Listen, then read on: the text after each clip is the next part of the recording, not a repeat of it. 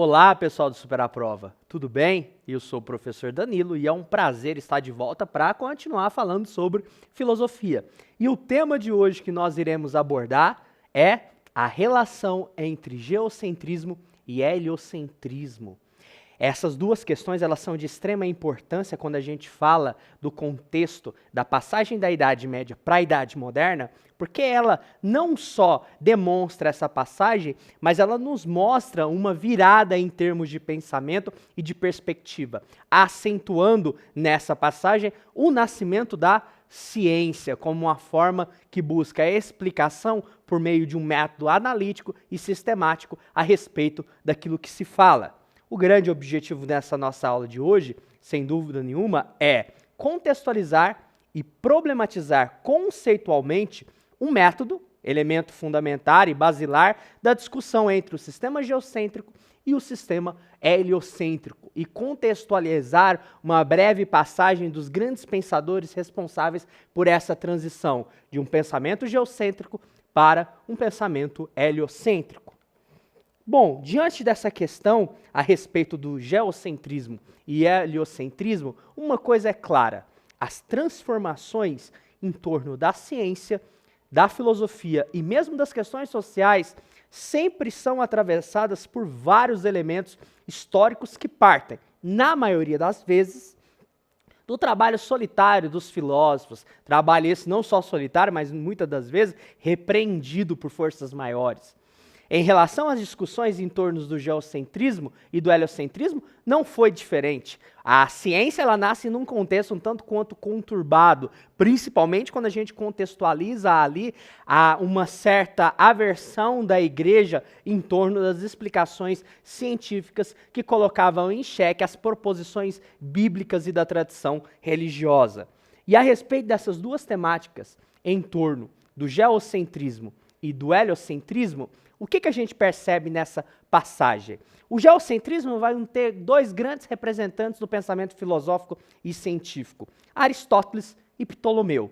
O que caracteriza esse contexto do geocentrismo? Uma visão de ciência centrada em métodos imprecisos e a ausência de instrumentos de precisão. Portanto, essa perspectiva de compreender a Terra como centro do universo acarretava numa ciência ainda muito primitiva, numa ausência de um método, na ausência de instrumentos que pudessem averiguar e, acima de tudo, analisar sistematicamente aquilo que se era afirmado. No entanto, a gente tem uma passagem em que tal teoria vai ganhar uma nova perspectiva com Galileu Galilei e Nicolau Copérnico, no qual vão inaugurar essa perspectiva do heliocentrismo, fundamentada em princípios do epiciclo, fundados, portanto, agora na experiência e observação, contestando o geocentrismo. Então percebe qual que é a importância de Galileu Galilei e Nicolau Copérnico. São dois autores que colocam em xeque toda uma tradição não só religiosa medieval, mas coloca em xeque também uma tradição do pensamento antigo, especialmente do aristotelismo e do pensamento de Ptolomeu. Posteriormente, a gente tem um aprofundamento das questões heliocêntricas inauguradas por Galileu Galilei e Nicolau Copérnico a partir de Giordano Bruno e Kepler. O que esses dois autores vão trazer? A elaboração da elipse por parte de Kepler efetiva a demonstração do heliocentrismo e postulação do universo como infinito por parte de Giordano Bruno.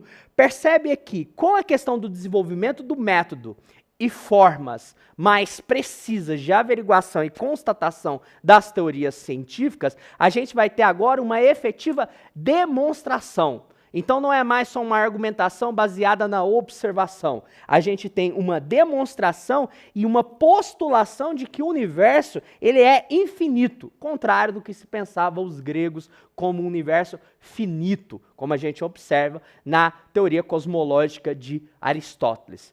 O que a gente percebe desses autores ao longo do tempo? O quanto que o processo científico, desenvolvimento do pensamento científico, se deu ao longo de toda uma tradição e que vai ganhar o seu ápice ali na Idade Moderna com o pensamento de Giordano Bruno e o pensamento de Kepler.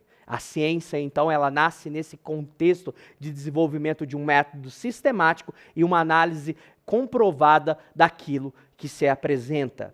A respeito dessa temática, além da aprofundação do nosso próprio material didático, há uma sugestão enquanto reforço da teoria, que é o quadro Poeira das Estrelas, que foi apresentado há um tempo atrás no Fantástico da Rede Globo, exibido em 2006.